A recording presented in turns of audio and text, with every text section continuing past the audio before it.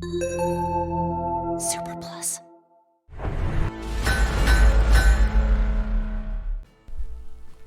Greetings and welcome to the Hills of Steel 1 Tank Breakdown series. I'm your host Andrew, and we're back to bring another tank into the series. Over the series we've looked at a lot of different tanks, a lot of easy ones, a lot of interesting ones, but today we're going to do something different. Say hello to Ballista.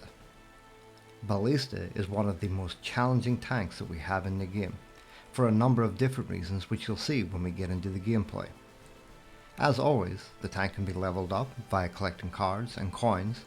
At the moment we have it at level 10, so you can see it on the statistics. The armor is very good, the gun is relatively decent, and the engine is quite good as well. It comes with all the standard boosters, but we're going to leave them empty at the moment so that you can just focus on Ballista itself. As always, multiple skins are available for the tank. We're going to stick with the nuclear one today. And of course, don't forget that you can customize your driver as well. So let's randomize them up a little bit before we get into the game. As we said, the tank is quite unique in a number of different ways. When we take a look at it either in the garage or on the main screen, you'll notice that it has a little divide in the middle, the driver in the front and the weapon in the back, and the weapon itself is a spring-loaded missile. Let's take a look at it in action as we jump into our usual Midsummer Siege. So, as we get into it, one of the things that we mentioned was the speed. As you can see on screen, Ballista moves very quickly, both forward and backward. However, because of the speed and the design of the tank being divided in the middle, means its stability is a little bit more challenging. Whenever we sit on a hill like shown, you'll see that the driver sits facing downwards, but the actual weapon itself is facing more upwards. So this actually proves more of a challenge for players. The weapon itself is a single-shot Ballista Missile. When held down, it will load the spring to fire the missile. If you just tap on it, the missile itself will only go a short distance. However, if you hold on it the whole way, you'll fire the missile a much longer direction. Of course, this is one of the things that actually will then pair up with the fact of how to position the missile that will make it a very challenging tank for most people. As we move across the terrain to look for some tanks to fight, you'll see that we do bounce around a lot, as the design of the tank, as we mentioned, the stability isn't quite as straightforward as most others. When we come across some tanks, we start to fire off our Ballista Missile by just tapping on it and letting it roll down the hill. You'll notice that it takes quite a number of these to actually take down the tanks. There's a number of reasons for this. First and foremost, like most tanks, a direct hit actually does a lot more damage compared to hitting the ground and then letting it detonate to do a little area of effect damage. So, if we back up and then fully charge our shot so that it comes in, you'll see that it takes the tank down in a single shot. So, the longer we hold on the shot and score a direct hit is going to be a lot more beneficial than just tapping the shot over and over. Of course, however, there is a number of different ways to play Ballista. You can try and focus on getting the direct shot, which, with the positioning, can be very challenging, even for beginners all the way up to veterans. The other option then is to just run straight in and just tap to get the missile popping off very quickly and consecutively doing a lot of smaller damage missiles. However, with this, it means that we're going to have to get close and, in turn, probably take a lot of damage. We did mention that the armor of Ballista is quite good, but if this is something that we're going to do repeatedly, we're eventually going to take a lot of damage and lose the level. So, it all depends on the playstyle that you actually want to play Ballista with. The other issue as well is timing the spring just right. Many of the times you may shoot too short or you may shoot too far. Scoring direct hits is going to be very tricky, so you'll want to spend a lot of time practicing how long it is that the spring needs to be loaded and what distance it's going to cover when it fires off. Here, as a good example, we've pushed just right in and we're just doing small little detonations to take down the tanks. While it does work, we have taken quite a bit of damage. Let's take a look at Ballista now in a boss situation.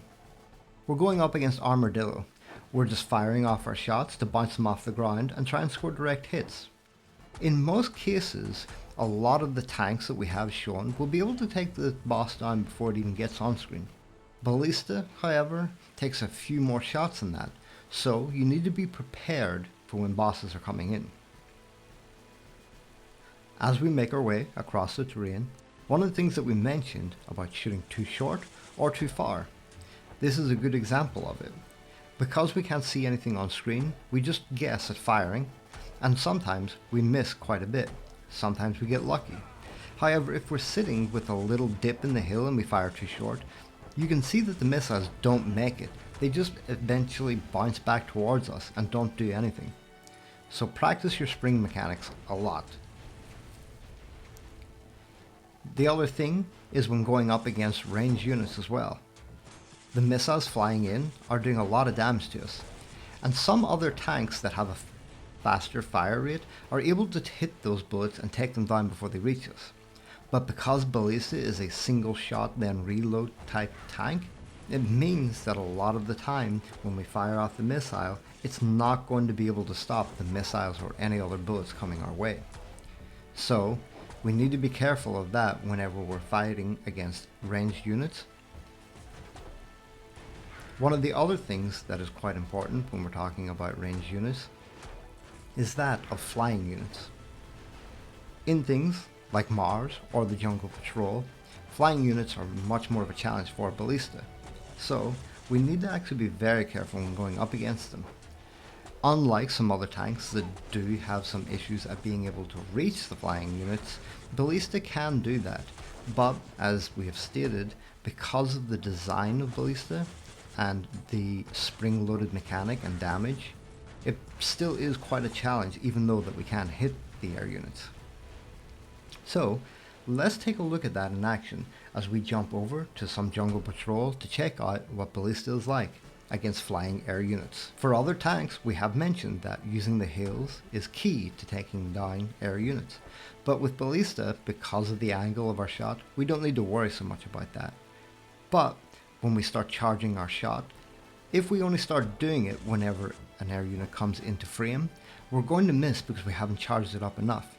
In most cases, we need to actually have the spring charged in time so that we can fire it off, and even then, we need to time the release perfectly so that we can take the air unit down.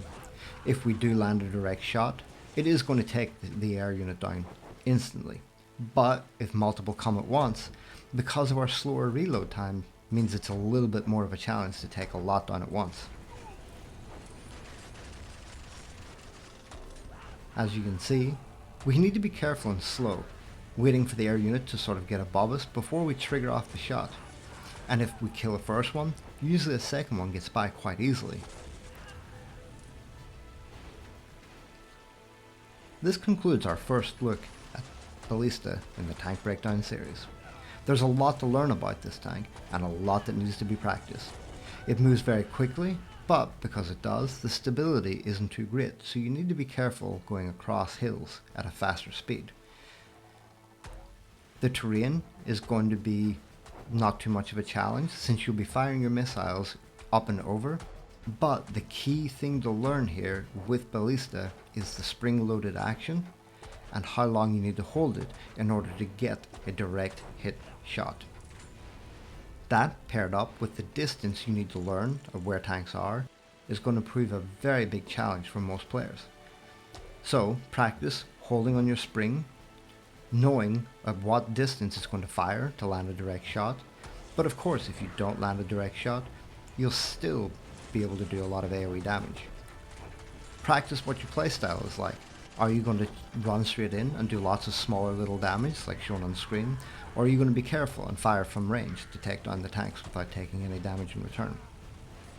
There's a lot of different ways to play Ballista, and all of them are fun and challenging. Don't forget to like and subscribe to keep up to date with all the videos in the series. Join our Discord to interact with other fans, share fan art, and participate in giveaways. If you play Ballista and have any hints or tips on how to play them, let us know in the comments below.